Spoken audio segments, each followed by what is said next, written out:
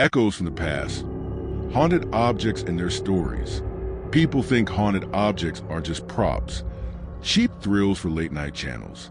I believed that too, until I held a brass key that felt warm in a cold room, and the air shifted like something invisible had just woken up. My name is Marcus, a documentarian of forgotten crimes. 3 years ago, I started investigating the disappearance of 7-year-old Lila Hart, a case that went cold so fast it felt intentional.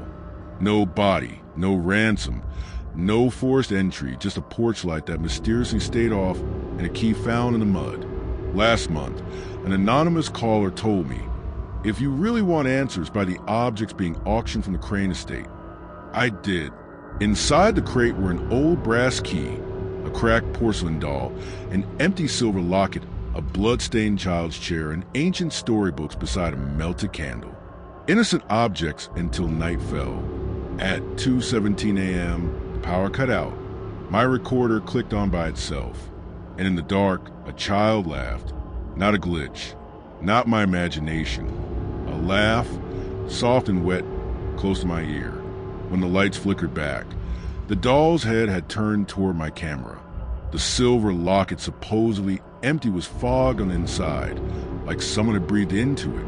And for just a second, the fog formed the faint outline of a little girl's face. I whispered, "Who are you?" A voice, thin, trembling, young, answered from the recorder, "Lila." My heart slammed. For 3 years I had chased shadows. Now the shadow was speaking. Then the key grew warm in my hand. Scratched into the brass bowl were 2 carved characters. 47R, Rosewood Unit 47. I knew that address. It belonged to Emmett Crane, the man who had purchased Lila's family belongings after she vanished. A man questioned once and quietly released. A man the town forgot, but the objects clearly hadn't. The moment I thought his name, the room changed. The doll's eyes glinted. The candle flame bent sharply as if something had moved between me and it. The locket snapped shut on its own. That was a power shift. I wasn't the one investigating anymore. The objects were leading me. I drove to Rosewood before dawn. Emmett Crane answered the door in a worn robe, eyes tired but guarded. When I showed him the key, his face drained of color. "You shouldn't have those items," he whispered. "They remember things." I told him the doll moved. The locket breathed. The recorder captured Lila's voice. His hand shook. Without speaking, he retrieved a wooden box from beneath his rug. Inside was a photograph of Lila smiling, alive, unaware of the monster behind the camera. On the back, scratched in frantic handwriting, was a single word: keep. Crane broke. Tears fell. The truth spilled out like rot bursting through old wood. He had been at Lila's house that night. He had taken her inside to keep her safe from the storm.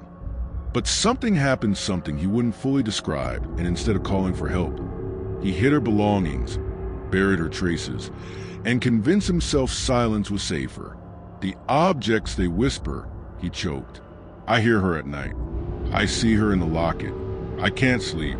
They want me to confess. They didn't want confession. They wanted justice. Crane led me to his backyard, to a patch of earth covered by ivy. Police uncovered shoebox wrapped in damp fabric. Inside were Lila's ribbon, bracelet, and tiny shoe, the same ones the doll, locket, and key kept reenacting. The evidence, combined with Crane's breakdown, ended a case that had been frozen for 3 years. When the jury heard the audio from my recorder, the laughter, the whisper, the sudden shifts in the room, half of them looked ill. Even the judge asked to replay the moment the locket snapped shut. Crane was sentenced. Some said he looked relieved. People asked me if the objects were cursed. I don't think they were. I think they remembered. They held the story until someone willing to listen came along. Their haunting was a weight of truth pressing through metal, porcelain, and thread. A week after the trial, I returned the key, the locket, and the doll to Lila's surviving relatives. They buried them beside a headstone, engraved with a life she never got to live. That night, for the first time in months, my studio was quiet. No laughter, No shifting objects. No cold breaths in the dark.